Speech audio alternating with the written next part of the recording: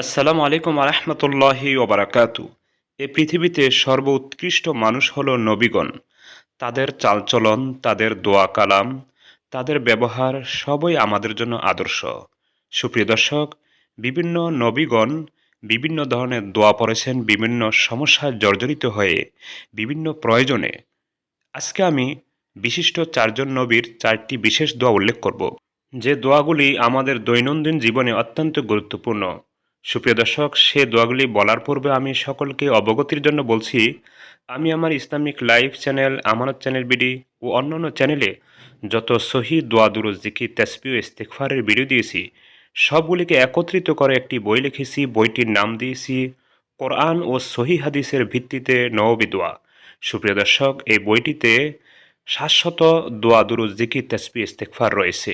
প্রতিটির বাংলা উচ্চারণ, আরবি এবং তার অর্থ এবং সে সম্পর্কিত হাদিস, হাদিসের অর্থ, হাদিসের রেফারেন্স এবং হাদিসটি সহি কিনা বিস্তারিতভাবে আলোচনা করা হয়েছে। শুধু তাই নয়, কোরআনুল কারিমে বিভিন্ন নবী সাহাবিদের যত দোয়া ইস্তেগফার উল্লেখ করেছেন আর মহান রব্বুল আলামিন, সেগুলিকে এই বইটির মধ্যে আনা হয়েছে বাংলা উচ্চারণ অর্থসহ।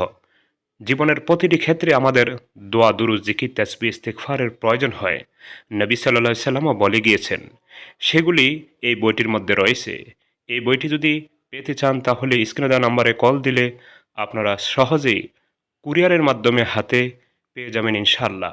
সুপ্রিয় দর্শক, যে চারটি দোয়া নিয়ে আলোচনা করব, এর মধ্যে থেকে একটি হলো নবী মূসা আলাইহিস সালাতু ওয়াস সালাম নিরুপায় হয়ে মহান রব্বুল আলামিনের দরবারে এ দোয়াটি করেছিলেন, রব্বি ইন্নী লিমা আনজালতা ইলাইয়া মিন খাইরিন ফকির।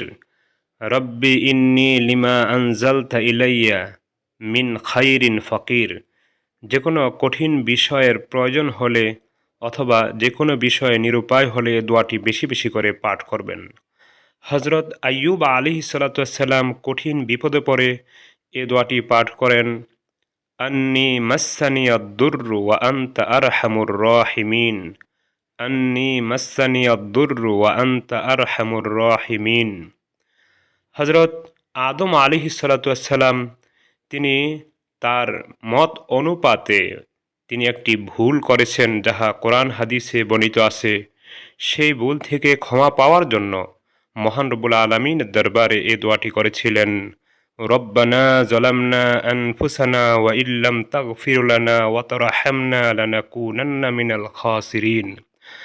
হযরত ইউনূস আলাইহিস সালাতু ওয়াস সালাম মাছের পেটে যাওয়ার পর যেই দোয়াটি পাঠ করেন সেটা হলো দোয়ায়ে ইউনূস, লা ইলাহা ইল্লা আনতা সুবহানাকা ইন্নী কুনতু মিনাজ জালিমিন।